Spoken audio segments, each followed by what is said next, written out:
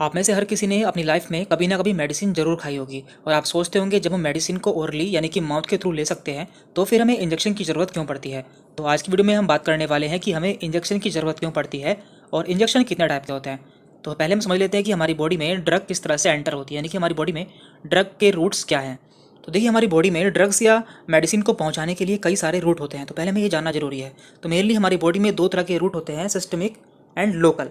तो लोकल में क्या आता है, जितनी भी आप क्रीम यूज़ करते हैं और ऑइंटमेंट यूज़ करते हैं वो सभी लोकल में आते हैं, जैसे कि स्किन टॉपिकल, इंटरनेजल, ओकुलर ड्रॉप्स, यानी कि जितनी भी आप ड्रॉप्स यूज़ करते हैं, चाहे आँख की हो चाहे कान की हो, वे सभी लोकल में आते हैं।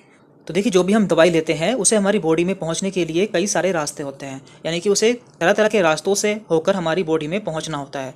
तो यहाँ पर उसी के बारे में बताया गया है। तो मेनली दो तरह के रास्ते होते हैं, एंट्रल एंड पैरेंट्रल। अब इनमें अंतर क्या है? तो देखिए, एंटर का मतलब होता है यहाँ पे इंटेस्टाइन। इंटेस्टाइन मीन्स हमारी आंत, यानी कि जो भी दवाइयाँ हमारी आंत में होकर गुजरती हैं, यानी कि पहले वो हमारी आंत में जाएंगी फिर हमारे ब्लड में जाएंगी, तो उन दवाइयों को एंट्रल के अंतर्गत रखा गया है। तो इसमें कई सारी कैटेगरी है, जैसे कि ओरल। ओरल ऐसी दवाइयाँ होती हैं जो कि हम अपने मुंह से लेते हैं। आप बहुत सी मेडिसिन अपने मुंह से लेते होंगे, वो सभी ओरल में आती है। इसके बाद है सबलिंगुअल, यानी कि कुछ दवाई हम अपनी जीभ के नीचे रखते हैं, उन्हें सबलिंगुअल कहते हैं। एंड रेक्टल, और कुछ दवाई हमें रेक्टम के थ्रू या फिर एनस के थ्रू दी जाती है, उन्हें रेक्टल कहा जाता है।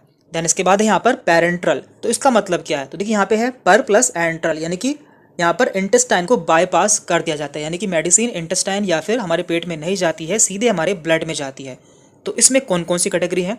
इसमें पहली कैटेगरी है इनहेलेशन, यानी कि ऐसी मेडिसिन जिन्हें हम इनहेल करते हैं। आपने अस्थमा के पेशेंट में देखा होगा कि वो इनहेलर का यूज़ करते हैं, जिसमें वो मेडिसिन को खींचते हैं, तो वो सीधे हमारे ब्लड में जाती है। इसके बाद यहाँ पर इंजेक्शंस, तो जिसे हम पढ़ने वाले हैं, तो सभी इंजेक्शंस पैरेंट्रल में आते हैं, क्योंकि ये सभी हमारे सीधे ब्लड में जाते हैं। तो इंजेक्शन कितने टाइप के होते हैं वो भी यहाँ पे दिया हुआ है, intravenous, intramuscular, subcutaneous, intra आर्टियल, intra articular, intrathecal and intradermal. तो इनमें से जो ज़्यादा यूज़ होते हैं हम उन्हीं के बारे में जानने की कोशिश करेंगे। तो देखिए, मेनली हम चार तरह के इंजेक्शन यूज़ करते हैं, intramuscular, subcutaneous, intravenous and intradermal. तो इसे समझने से पहले हमें स्किन के बारे में जानना होगा कि स्किन में कौन कौन सी लेयर होती है। यहाँ पे हमने स्किन की लेयर का डायग्राम लिया है, जिससे आप इसे अच्छे से समझ जाएं। तो देखिए, हमारी त्वचा में कुछ लेयर पाई जाती है। तो सबसे ऊपर होती है एपिडर्मिस।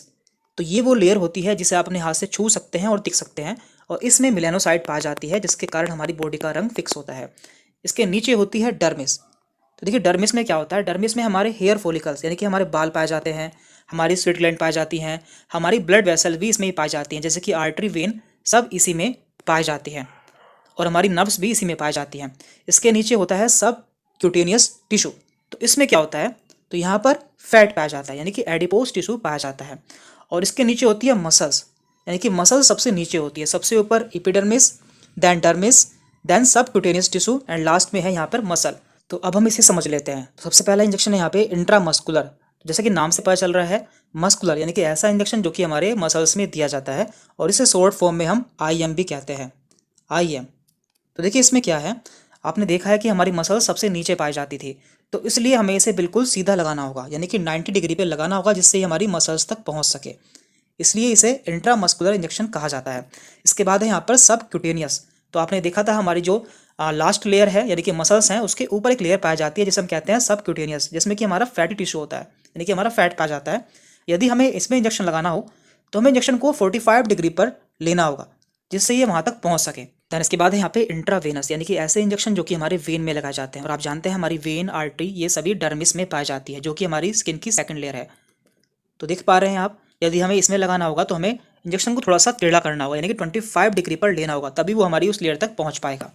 एंड लास्ट है यहाँ पे इंट्राडर्मल। तो डर्मल का मतलब है यहाँ पे इपीडर्मल। इपीडर्मल यानी कि हमारे स्किन की सबसे ऊपर की लेयर। यदि हमें इसमें लगाना होगा तो हमें इंजेक्शन को बिल्कुल इस तरह से लगाना होगा, यानी कि 10 से 15 डिग्री पर लगाना होगा, जिससे वो उसमें पहुंच सके। अब आप सोच रहे होंगे कि ये इंजेक्शन इस तरह से क्यों लगाए जाते हैं। तो देखिए, इन सभी इंजेक्शन के अपने अपने रोल होते हैं। जैसे कि मान लीजिए किसी को एंटीबायोटिक देनी है या फिर वैक्सीन देनी है, तो मैक्सिमम वैक्सीन जो है हमारी मसल्स में लगाई जाती हैं। तो ऐसी कंडीशन में हम उसे इंट्रामस्कुलर इंजेक्शन लगाएंगे। या फिर किसी को इंसुलिन लगानी है, तो ऐसी कंडीशन में हम उसे सबक्यूटेनियस इंजेक्शन देंगे। या फिर हमें किसी का एलर्जी टेस्ट करना है या किसी मेडिसिन की टेस्टिंग करनी है, तो हम उसे इंट्राडर्मल देंगे, यानी कि हम उसकी स्किन में चेक करेंगे। तो इस तरह से इंजेक्शन लगाए जाते हैं। अब हम इनके बारे में बारी बारी से जान लेते हैं। तो आज हम बात करेंगे इंट्रामस्कुलर इंजेक्शन, यानी कि IM की, यानी कि ऐसे इंजेक्शन जो कि हमारी मसल्स में लगाए जाते हैं। बाकी इंजेक्शन के बारे में हम अगली वीडियो में जान लेंगे। तो देखिए ये इंजेक्शन हमेशा 90 डिग्री पर लगाए जाते हैं, जिससे ये हमारी मसल्स तक पहुंच सकें, क्योंकि आप जानते हैं हमारी मसल्स बिल्कुल नीचे पाई जाती है, यानी कि हमारी स्किन के नीचे पाई जाती है। अब हम जान लेते हैं कि ये इंजेक्शन कहाँ कहाँ पर लगाए जाते हैं और किस किस कंडीशन में लगाए जाते हैं। तो देखिए आप इन्हें पहचानेंगे कैसे। तो देखिए जो इंजेक्शन के वायल होते हैं उन पर लिखा रहता है, जैसे कि यहाँ पे लिखा है फॉर इंट्रामस्कुलर यूज ओनली, यानी कि ये इंजेक्शन केवल इंट्रामस्कुलर यानी कि आईएम के लिए है। इसके अलावा यहाँ पे भी लिखा हुआ है आईएम और आईवी यूज ओनली, यानी कि इस इंजेक्शन को हम आईएम या फिर आईवी दोनों तरह से यूज कर सकते हैं। तो देखिए हमारी बॉडी में इंजेक्शन लगाने के लिए कुछ साइट होती है, यानी कि हम इंजेक्शन को हर जगह नहीं लगा सकते, इनकी कुछ पर्टिकुलर साइट होती है जहाँ पे हम इन्हें लगाना चाहिए। तो ऐसे ही इंट्रामस्कुलर की भी है। तो इंट्रामस्कुलर की मेनली दो साइट होती हैं। पहली है डेल्टोइड मसल, जो कि हमारी कंधे की मसल होती है, और यहाँ पर हम इंजेक्शन को लगा सकते हैं। तो इसे हम और अच्छे से समझ लेते हैं। तो देखिए ये है हमारी डेल्टोइड मसल, जो कि हमारे कंधे पे होती है और हमारे अपर आर्म में होती है। तो यदि हम अपनी दो उंगली इस तरह से रखते हैं तो जो नीचे का एरिया होता है, ये पिरामिड होता है, इसमें हम इंजेक्शन लगाते हैं। तो आपने देखा होगा जितनी वैक्सीन आजकल लग रही हैं कोरोना वाली, वो सभी इसी में लग रही है, क्योंकि ये हमारा इंट्रामस्कुलर इंजेक्शन यानी कि आईएम है। तो देखिए आईएम की दूसरी अच्छी साइट है ग्लूटियल मसल, जो कि हमारे हिप में पाई जाती है। तो यहाँ पे हमें कैसे पहचान करनी होगी कि इंजेक्शन हमें कहाँ लगाना है।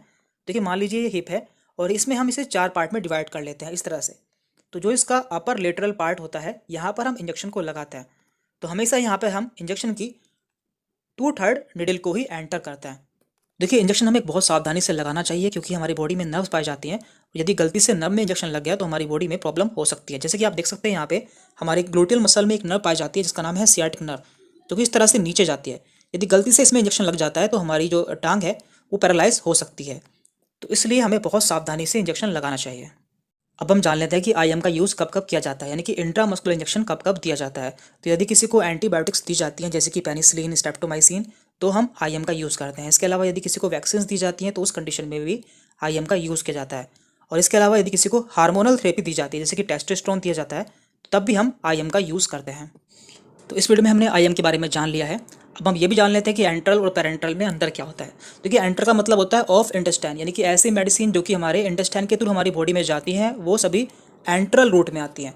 जबकि ऐसी मेडिसिन जो कि हमारे ब्लड के थ्रू हमारी बॉडी में एंटर करती है, यानी कि सीधे हमारे ब्लड में ही जाती हैं, वो पेरेंट्रल होती है, यानी कि बियॉन्ड इंटेस्टाइन।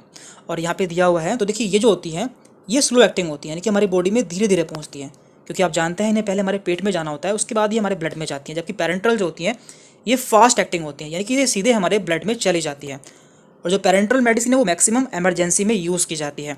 और इसके अलावा जो एंट्रल रूट की मेडिसिन होती है, इनकी बायो अवेलेबिलिटी काफ़ी कम होती है। यानी कि यदि हम इसे 10 mg लेंगे, मान लीजिए किसी ने 10 mg कोई गोली ली, तो वो हमारे ब्लड में जाकर 4 या 5 mg ही पहुँचेगी, बाकी हमारे पेट में ख़त्म हो जाएगी। जबकि पेरेंट्रल रूट में क्या होता है, यदि किसी ने 10 mg का इंजेक्शन लिया तो वो उसके ब्लड में 10 mg ही पहुँचेगा, क्योंकि वो सीधा ही उसके ब्लड में जा रहा है। तो ये इनमें अंतर है। तो इस वीडियो में इतना ही था। इस वीडियो में हमने देख लिया है आईएम के बारे में, बाकी इंजेक्शन हम अगली वीडियो में देख लेंगे। Thank you very much.